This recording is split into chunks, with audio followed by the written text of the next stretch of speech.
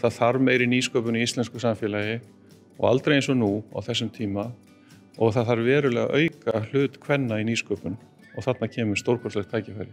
The AWE program, the Academy for Women's Entrepreneurship, and this originated from the White House Women's GDP program. And what this is this is a program to inspire, to help, to advocate for women to create entrepreneurship, not only here in Iceland, but around the globe. As we all know, and it sounds quite funny, women account for 50%, a little more than 50% of the people in this world.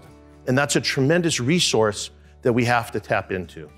Okkar hlutverk að skapa umgjörð og vettvang hér lendis, vera með sérfræðinga til að mynda Söndru og Fítu sem koma hérna og vinna með okkur sem mentorar eða leiðsagnar aðilar sem bara mjög flott að fá. Síðan erum við með sérfræðinga hérna innan háskólans sem bjóða upp á ýmislegt og starfsfólk háskólans kemur að þessu.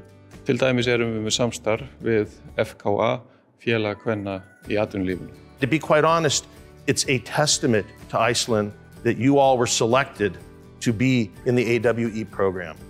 There's funds that come from America to Iceland, to University of Iceland, to support this program. We have already 30 countries participating in this.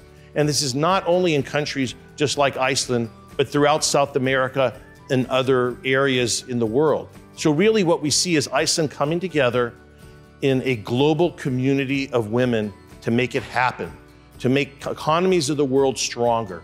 When economies of the world are stronger, we have greater peace, we have greater equality, we have greater empowerment, we have a better quality of life. Þetta einstakt tækifæri fyrir konur að taka þátt í nýsköpunarhraðli hér og ég hvet ykkur eindregið til að taka þátt.